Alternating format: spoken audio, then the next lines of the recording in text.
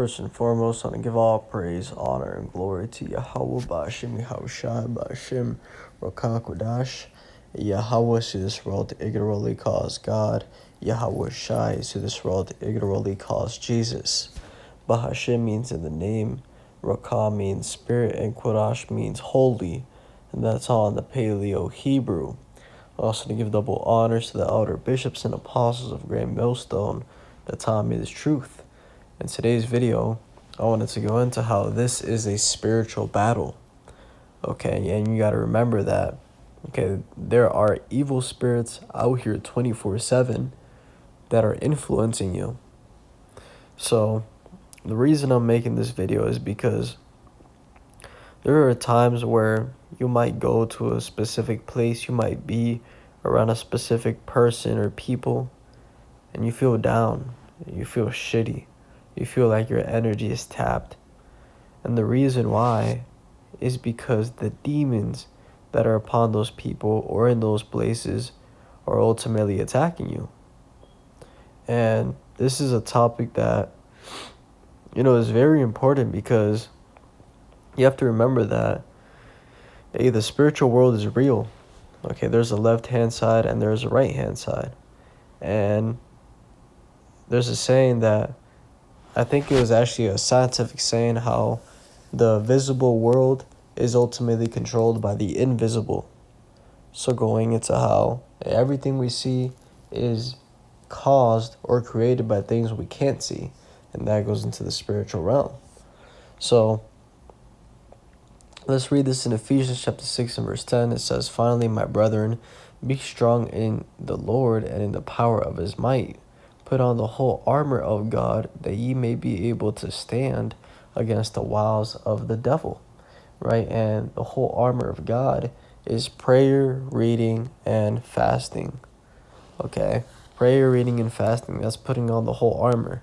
And that is the only way that you can stand against the demonic attacks that are going to come your way. It says, "For we wrestle not against flesh and blood, but against principalities, against powers, against the rulers of the darkness of this world, against spiritual wickedness in high places." So, we don't wrestle against flesh and blood primarily in this thing. Okay, your main battle is that spiritual battle, which is against those demonic spirits and spiritual wickedness in high places, dealing with these elites, how they do their witchcraft, okay, to come upon the people. I was watching a documentary the other day, and they were going into how around the 60s, 70s, when rap was booming, I think that was the time frame, what these rappers would do is that they would hire these witches, or the record labels, what they would do is before that single is dropped or that album is dropped, they would bring in all these witches to essentially bless the album or curse the album. So that whoever listens to, that audio track, they're going to feel a specific way. And they're using left-hand means, to do that. So imagine back then when everything was, in person, everything was digital. Not digital, it was still, you got to put the CD in your car. Imagine how much more wicked it's gone to this point where everything is digital and online. Okay, there's been many times shown how rappers will literally put secret meanings in their songs.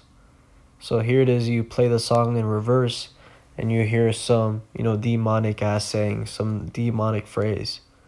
Okay, you play the song in a specific tune and the song is singing something else.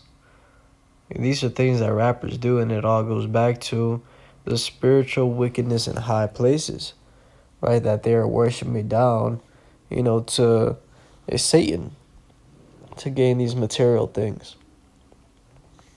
It says, "Wherefore take unto you the whole armor of God, that ye may be able to withstand in the evil day, and having done all to stand."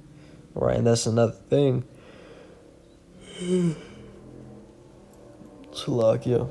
That's another thing is that you gotta, it says having done all, you gotta give this thing your 100% best shot, and that comes with sacrifice. That's why it says in Romans that you gotta present your bodies a living sacrifice, which is our reasonable service. So, hey, when you don't want to do this work, when you don't want to serve the Lord, your flesh is just fighting against you, that's when you gotta do it, okay? Because you gotta have done it all. You gotta push yourself to the max. Verse 14, it says, "Stand therefore, having your loins girt about with truth, and having on the breastplate of righteousness, and your feet shod with the preparation of the gospel of peace. Above all, taking the shield of faith, wherewith ye shall be able to quench all the fiery darts of the wicked, and take the helmet of salvation and the sword of the Spirit, which is the word of God." Right, so the word of the Spirit is the word of God. Okay, showing you that, hey, this word is a weapon. And I believe it says that in Hebrews. Let's get that.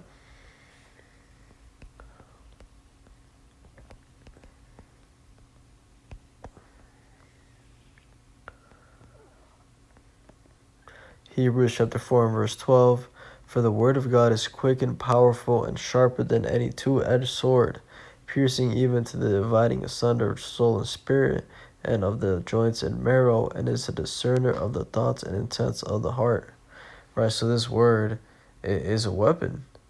Okay, and when it says that it is a discerner of the heart, where am I at?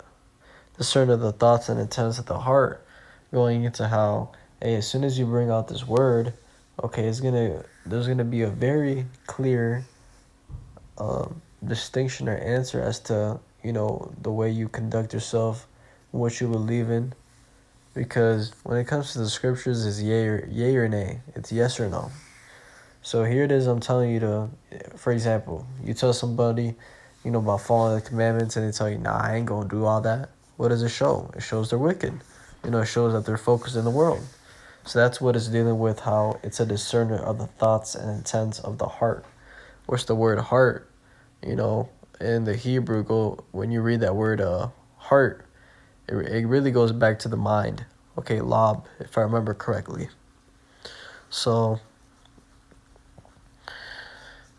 yeah, I'll leave it there. Just wanted to make a quick video and ultimately bring out how this is a spiritual battle at the end of the day, and you got to remember that 24/7. Because if you don't even know you are in a battle, you have already lost.